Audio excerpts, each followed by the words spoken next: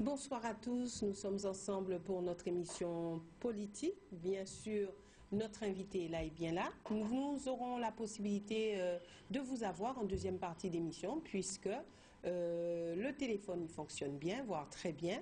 Donc préparez déjà vos questions, préparez-vous pour, je vais dire, agrémenter cette émission. Donc nous avons en plateau Alain Plaisir, qui est le président du CIPA, donc un homme que vous connaissez, voire que vous connaissez bien, puisqu'il mène des actions depuis maintenant de nombreuses années. Il a créé le CIPA, je crois, juste après les événements de 2009. Tout à fait. Donc c'est aussi quelqu'un qui a eu à participer à, je vais dire, à de grands moments en Guadeloupe. Et aujourd'hui, il est sur le plateau pour nous parler de l'implication du CIPA au niveau des prochaines élections régionales, mais aussi nous parler, bien sûr, de son positionnement général sur les grands problèmes de la Guadeloupe. Alain Plaisir, bonsoir et merci d'être avec nous. Mamboissé, bonsoir. Voilà, Alain Plaisir, donc je rappelle que vous êtes le président du CIPA depuis, on va dire, fin 2009. Oui, fin 2009. Fin 2009. Un peu plus de 5 ans. Ouais. Voilà. Alors, comment se porte le CIPA? Bien, hein, c'est un parti qui se développe, hein, puisqu'on est un parti guadeloupéen. Donc, nous avons des militants et des militantes sur l'ensemble de l'archipel. J'insiste, l'archipel, c'est-à-dire que aussi bien les îles principales, mais aussi Marie-Galante, des Igales et des Saintes. Donc véritablement, on prend en compte la dimension de l'archipel pour mettre en place un programme avec des Guadeloupéens et des Guadeloupéennes. Combien d'adhérents au CIPA? Vous me posez chaque fois la question. Oui, je veux voir si ça augmente. Et je ne répondrai pas à cette question. Encore pas. Ce que je peux, non, parce qu'il y a des éléments qu'on ne donne pas. Parce que si je vous donne un chiffre, si c'est un gros chiffre, je peux mentir. Et si c'est un chiffre... Mais je mise sur votre honnêteté, Alain Plaisir. Je préfère vous dire que nous progressons. Hein, ça, je pense que ça sera. Nous sommes présents. Mais sans chiffres, on ne sait pas. Non, mais ça ne veut rien dire parce qu'il y a des gens, vous savez très bien le débat qu'il y a au niveau des syndicats. Les syndicats, il y en a qui disent on a 800 000 adhérents et quand on va chercher réellement les cotisations, on se rend compte que c'est peut-être 2 fois moins. Vous ne mangez pas de ce pain-là. Je ne vais pas vous dire un chiffre. Je ne veux pas dire un chiffre parce que tout chiffre est relatif. Je peux vous dire qu'on a 2000 adhérents. Bon, c'est le cas? Non, honnêtement, on n'a pas 2000 adhérents. Nous avons beaucoup d'adhérents et nous avons surtout... Vous ne les avez pas comptés? Nous avons surtout... nous avons des adhérents qui sont à jour de leur cotisation, d'autres qui ne le sont pas, et nous avons surtout beaucoup de sympathisants, des gens qui sont... Alors globalement, combien de personnes ont adhéré au CIPA? La mouvance CIPA, c'est combien de personnes? Je ne vais pas vous dire... je vais vous donner un chiffre, je ne vais pas vous donner un chiffre, je vais vous donner une fourchette. Hein. On a entre 1000 et 2000 adhérents. Donc voilà. Donc nous travaillons et ce qui est intéressant... De combien? Depuis notre création, on a créé le CIPA avec 7 personnes. Ce n'est pas les 7 mercenaires, 7 personnes. Les membres fondateurs, c'est 7 personnes. On a créé le CIPA, comme vous l'avez indiqué, après le mois social. Mais on avait commencé à réfléchir à la création d'un parti à partir de mon livre, Conquête du marché intérieur. Et donc, j'ai réuni 6 autres camarades qui m'ont dit, bon, Alain, il faut qu'on fasse un parti, parce que les idées que tu as dans ton livre, il faut que ces idées soient popularisées au niveau de la population. Donc, faisons un parti, et on était 7, ça s'est fait adhérer. Et donc, à partir de cette date-là, on a progressé, et on continue à progresser, parce qu'on ne fait pas de clientélisme. Les gens qui viennent chez nous, ils viennent parce qu'ils sont d'accord avec les idées que nous développons, et notamment l'idée qu'il faut, pour développer la Guadeloupe, il faut qu'il y ait une production guadeloupéenne, et pour qu'il y ait une production guadeloupéenne, il faut la conquête du marché intérieur. Ce sont ces idées-là qui sont en train de faire leur chemin et qui rentrent dans la société guadeloupéenne. Donc, au-delà des gens qui sont avec nous, il y a de plus en plus de gens qui adhèrent aux idées du CIPA. Et pour nous, c'est ce qui est important. Parce que vous savez que le militantisme est en crise, que ce soit en Guadeloupe, en France ou ailleurs. Il y a de moins en moins de gens qui s'engagent à venir bénévolement militer. Par contre, pourquoi? Parce que c'est difficile, c'est presque un sacerdoce. Il faut quitter son domicile, vous allez vous rendre, si vous habitez Bastia, il faut vous rendre à Pointe-à-Pitre ou vice-versa, vous payez l'essence, vous avez des risques d'accident, vous négligez votre famille aussi, hein, ce qui est une réalité. Et tout ça, quelquefois, simplement pour défendre une idée. Hein. Alors quand on est élu, quand on est député ou président de région, on a un mandat qui n'est pas négligeable, mais quand on est un simple militant, eh bien, ça demande beaucoup de sacrifices. Et tout le monde, surtout dans la période où nous vivons, où les gens sont très égoïstes, les gens ne veulent pas se sacrifier pour une cause. Alors que dans l'histoire... Pourquoi les gens sont devenus égoïstes? Ben c'est l'évolution de la société. La société, il y a tout un travail idéologique qui dit aux gens, eh bien, en Guadeloupe, vous connaissez cette phrase-là, débrouillard pas péché. C'est-à-dire, on va essayer de manœuvrer personnellement pour se tirer d'affaire. Et pourtant, aujourd'hui, et même avant, on a toujours prôné la solidarité en Guadeloupe. Oui. Donc, égoïsme et solidarité, est-ce que ça rime bien? Ben, il y a solidarité, oui, il y a des gens qui sont solidaires. S'il y a un accident de voiture, les gens s'arrêtent et portent aide. Il y a aussi un cyclone, il y a une solidarité. Mais là, le militantisme, ce n'est pas simplement de la solidarité, c'est un engagement. Un engagement. Je vais prendre un exemple. Vous représentez un média.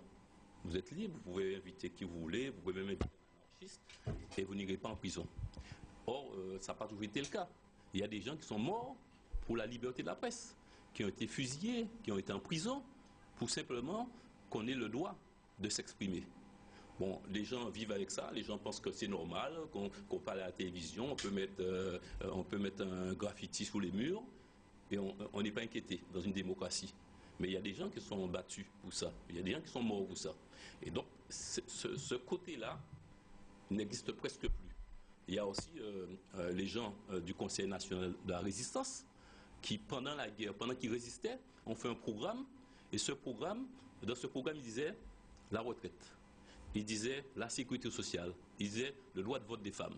Eh bien, les gens qui vivent actuellement, ils ont la retraite, ont la sécurité sociale, les femmes doivent voter depuis 1946. Ben, c'est parce que des gens sont battus pour ça. Ils auraient pu dire, bon, on n'a pas de problème, hein, parce que souvent, c'était une élite intellectuelle qui propulsait ces idées-là. Et ils sont sacrifiés. Donc, ça manque maintenant. Ça manque maintenant. Rien fait pour que les choses changent, cette élite intellectuelle. C'est vraiment le bas peuple qui a milité, qui s'est engagé pour que les choses changent. Non, le bas peuple, enfin, quand vous dites, moi je ne dis pas le bas peuple. Alors, comme on dit, hein, parce que c'est quand on lit, quand on... Oui, on dit ça, mais c'est méprisant. C'est méprisant.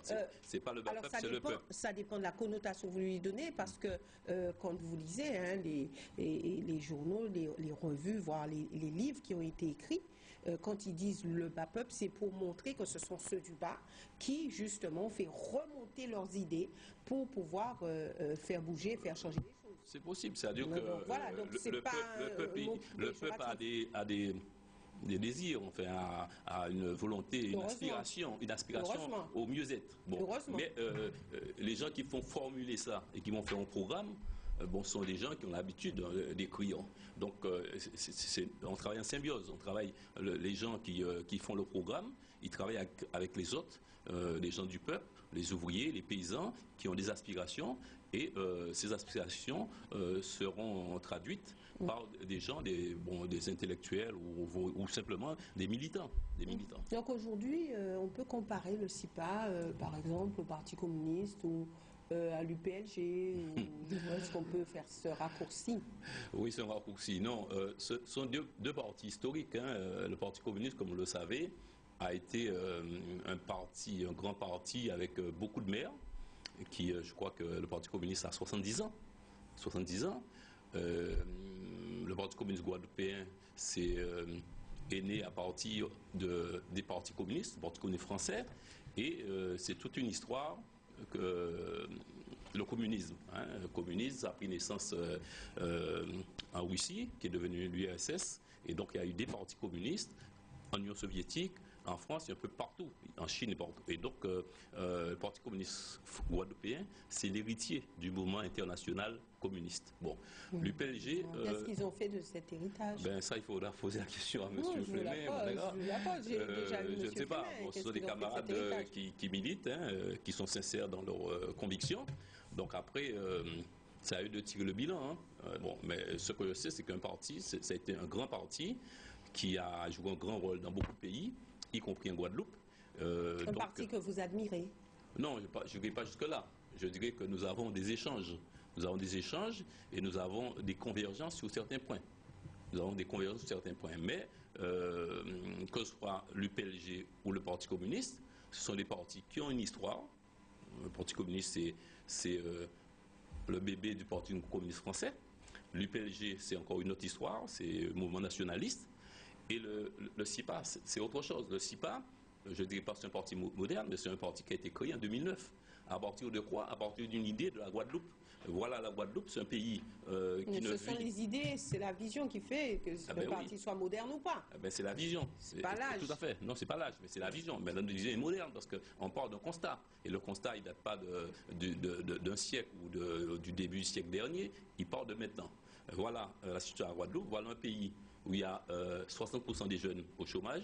Voilà un pays où il y a pratiquement 30% d'adultes au chômage. Voilà un pays où il y a une balance commerciale qui ne couvre que 6%, qui est en déficit, qui est 6% de taux de couverture. Voilà un pays où il y a de la violence. Et nous partons de ce constat-là. D'accord. Et sans quand même négliger tout l'apport historique, tout ce qui s'est fait dans le monde. Tout à l'heure dans les détails. Donc quel est le parti aujourd'hui qui vous ressemble le plus? Non, il n'y a aucun parti qui nous ressemble. Nous avons des convergences, nous avons des points de vue qui convergent. Hein. Nous sommes pour un changement de statut, hein. On n'a jamais caché. Nous sommes pour un statut de PTOM, donc un statut comme Saint-Barthélemy. Donc c'est prévu dans la Constitution française. La Constitution française dit vous pouvez être une région comme la Guadeloupe ou vous pouvez être un PTOM, comme c'est le cas de Saint-Barthélemy, dans le cadre de la République et dans le cadre de la Constitution française. Vous ressemblez un petit peu au Parti communiste, hein, je reviens dessus. Ouais, on peut se rejoindre. Quand on parle de large autonomie, c'est oui, on peut se rejoindre sur la question du changement de statut. Bon, mais après, on a des différences, puisque sinon on serait dans le même parti. Notre différence, c'est que nous, on fait une analyse. Ça apporte une analyse. Eux, ils n'analysent pas. Je n'ai pas de jugement à porter. J'ai pas de jugement à porter sur les autres. Je porte un jugement sur le CIPA. Nous, contrairement à ce qui s'est fait jusqu'à présent, on a mis en place une idée politique et on a dit bon, on est pour un changement de statut et ensuite on verra la question économique. Et nous, on parle d'une autre démarche. On dit voilà la situation économique, voilà la démarche qu'il faut mettre en place pour améliorer la situation des Guadeloupéens, pour faire reculer le chômage, pour créer une production guadeloupéenne. Et à partir au bout de cette analyse économique, on dit qu'il y a des obstacles juridiques pour arriver à mettre en place ce changement économique. Et donc la démarche est différente. La démarche est différente. La démarche part d'une analyse économique. Alors si j'ai écrit 6 livres en 10 ans, ça apporte une seule idée, c'est qu'il faut réfléchir pour sortir de cette situation catastrophique. On est dans une situation où on ne peut pas rester. Donc, qu'est-ce qu'il faut faire? Oui, mais depuis le temps, on le dit et non, on le dit pas. Nous, en on tout se cas, retrouve encore, ça devient redondant de dire les mêmes choses à chaque fois. C'est faux. Les gens, les politiciens qui dirigent la Guadeloupe, ils accompagnent la catastrophe. Ils disent simplement, oui, on va faire. Ils disent, on a des fonds européens, il y a plein de fonds européens, on va voir. Et le bilan, c'est que chaque année, ça va de mal en pis. Chaque année, la situation se dégrade. Vous avez vu les chiffres du commerce extérieur, vous avez vu les statistiques de l'INSEE concernant le chômage, vous avez vu la situation, la violence, vous avez vu que les hôtels ferment. Donc c'est une réalité, mais jamais vu, non, je regrette, jamais vu un politicien qui est en place, que ce soit le président de région ou la présidente, dire mea culpa, dire ça va mal. J'aurais aimé que le président de région dise comme le président Hollande, si la courbe de chômage ne diminue pas, si le chômage ne recule pas, je ne me représente pas. Or lui, le chômage augmente et au contraire, il est content, il fait de l'autosatisfaction. Vous parlez de qui? De M. Luel, président de région. Il n'est jamais venu faire une autocritique. Il n'est jamais venu ici dire, ben oui, j'ai fait des erreurs. Parce que si ça va mal, c'est que quelque part, il y a bien des responsables. Et les responsables sont ceux qui dirigent la Guadeloupe, qui sont en place, comme lui, depuis 12 ans. Depuis combien de temps les politiques sont coupables? Ben, tous ceux qui ont été au pouvoir depuis 30 ans sont coupables. Tous ceux et toutes celles qui sont coupables parce qu'ils n'ont jamais fait un vrai diagnostic. Ils ont toujours dit aux gens, eh bien, on va régler le problème avec la défiscalisation. Et qu'est-ce qu'ils ont fait? Ils ont été voir les ministres qui ont mis en place de la défiscalisation. Ils ont dit après, ah ben, grâce aux fonds européens, on va développer la Guadeloupe. Résultat, la défiscalisation, il y a des hôtels qui ont été construits avec la défiscalisation et ces hôtels ont fermé. C'est-à-dire qu'il y a des gens qui ont bénéficié, ce qu'on appelle des effets d'aubaine, qui ont profité, qui ont pris l'argent de la défiscalisation, qui ont fait les hôtels, qui ont fermé les hôtels et qui transforment les hôtels en résidence, résidence hôtelière ou en résidence supplément. Si donc, ces gens-là, nous sommes dans du tous coupables, mais tous réélus. Bon, ils sont réélus. Certes, ils sont réélus parce que jusqu'à présent, il n'y a pas eu de débat politique dans ce pays-là. Il y a eu une politique de clientélisme. Alors, il y a environ 50% de gens qui ne votent pas, qui disent qu'ils sont tout mauvais. C'est pas bon, ne pas voter, ne pas rester en casa de nous. Donc ces gens-là ne votent pas. Et il y a une partie de gens qui votent, une partie de gens qui sont une clientèle électorale, c'est-à-dire des gens qui ont bénéficié et qui bénéficient de petites faveurs. Et il y a des gens qui votent parce qu'ils disent bon, je suis un citoyen, il faut quand même que je vote, je vais prendre le moins mauvais. Donc quel est le pourcentage de personnes éclairées qui votent? Je ne peux pas vous dire, il faut demander à l'INSEE de faire statistiques. On ne peut pas dire ça. On ne peut pas dire qu'ils ne sont pas éclairés. Mais simplement, ce qu'on dit, c'est que l'offre politique, pendant longtemps, il n'y a pas eu d'offre. C'est-à-dire qu'il y a c'est blanc bonnet et bonnet blanc, comme dirait un homme célèbre, qui disait c'est blanc bonnet blanc. Je ne dirais pas la peste ou le choléra, mais blanc bonnet ou bonnet blanc. Et donc, vous avez des gens qui disent simplement je suis meilleur que celui-là, mettez-moi à sa place, je ferai mieux. Mais ils n'ont pas une vision de la Guadeloupe. Ils n'ont pas une vision. Quand vous êtes dans un pays où vous voyez votre production agricole, production alimentaire en train de disparaître et que vous ne dites rien, vous ne faites rien, c'est très grave.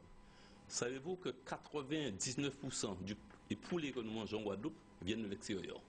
100% du lait arrive de l'extérieur. Ça veut dire que si demain le bateau n'arrive pas, si vous avez un nourrisson, et que vous n'avez pas de lait maternel, votre enfant il va mourir. Alors, selon vous, qu'est-ce qu'il aurait fallu faire pour rester dans le cas précis? Qu'est-ce qu'il aurait fallu faire? Et est-ce que ce sont les élus qui auraient pu, je vais dire, solutionner cet aspect? Bien sûr, ce sont les élus. On a beaucoup parlé du consommé local, mais derrière... Si ce ne sont pas les élus, à quoi ils servent? Ce sont bien les élus. Quand par exemple, vous avez une compétence économique, la région a une compétence économique, c'est-à-dire la région doit impulser le développement économique. Et pour impulser le développement économique, il ne faut pas simplement faire du saupoudrage ou faire quelques infrastructures, dire je fais un morceau de route, je fais une déviation, je fais un Memorial Act. Non, c'est pas ça. L'économie... Vous êtes contre le Memorial Act? Non, je vais terminer d'abord. Non, c'est juste pour cette partie. Non, je ne suis pas contre. Je ne suis pas contre, simplement... ça aurait pu être plus modeste, puisqu'on est un pays qui est quand même pauvre, et donc on aurait pu faire quelque chose de plus modeste. Bon, donc, mais le fond du problème, c'est pas ça. Le fond du problème, c'est que il faut impulser le développement économique. C'est ça le rôle du politique. Il faut créer des incitations pour que les gens investissent. Or, vous avez des agriculteurs. Vous allez discuter avec des agriculteurs. Vous savez qu'il y a un grave problème avec les citrons, les agrumes en général. Mais ces gens-là, ça coûte extrêmement cher pour pouvoir arracher les plants, replanter, ils vont récolter. Il y en a beaucoup qui sont dans la souffrance. Ils sont dans la souffrance parce que ce problème a été réglé à La Réunion. On a prévu, on a accompagné les gens et finalement, il n'y a pas beaucoup de problèmes. Alors qu'en Guadeloupe, il y a de graves problèmes. Et pourtant, il est dit que c'est le secteur le plus aidé, le secteur agricole. Ouais. On a parlé beaucoup aussi de secteur sous perfusion. Ouais. Donc, que se passe-t-il exactement? Maintenant, alors, on parle des élus, mais les agriculteurs dans tout cela. Ouais. Alors, moi, je vais vous dire quelque chose. Quand on parle d'agriculture aidée, certes, mais il faut savoir que 80% des aides agricoles vont à deux productions, la banane et la canne. Donc cela veut dire que les productions vivrières, celui qui fait des ignames, celui qui fait des madères, celui qui fait des concombres, en fait tout ce que nous mangeons au quotidien, eh bien, il est très peu aidé. Vous avez une aide européenne, dans un cadre le Poséidon, vous avez des aides qui vont à l'agriculture. Et donc, ça a deux productions d'exportation. Et pourquoi deux productions d'exportation? Parce que le sucre de Guadeloupe et il y en a de moins en moins, on fait de moins en moins de sucre, il faut le savoir, rentrent dans ce qu'on appelle une organisation commune des marchés. Et dans les organisations communes des marchés, il y a une aide européenne. Et cette aide-là n'a pas été mise en place pour le sucre de Guadeloupe, ça a été mis en place pour le sucre de betterave. Et comme le sucre, c'est du sucre, nous, on bénéficie d'une aide. Mais il faut savoir que l'aide, cette aide-là, les quotas, les prix garantis vont être supprimés en 2017. 2017, c'est l'année prochaine, dans 2 ans. Donc, mais pour l'instant, effectivement, quand on dit que la culture est subventionnée, ce qui est vrai, mais des 2 cultures d'exportation. Et nous aussi pas, ce que nous disons, c'est pas tellement l'exportation, nous disons qu'il faut développer la production vivrière, alimentaire, pour conquérir le marché intérieur. Parce que quand vous avez, par exemple, je prends l'exemple du poisson, je viens d'écrire un livre où je prends 2 exemples. Quand vous avez 50% du poisson que nous mangeons est importé, ça vient de Chine, ça vient du Pérou, ça vient du Venezuela. Encore, c'est un vaste débat. Non, non, c'est pas un débat. Pourquoi? Mais le débat, vous n'avez qu'à lire ce que j'écris et vous saurez pourquoi. Non, je vous dis pourquoi. Pourquoi?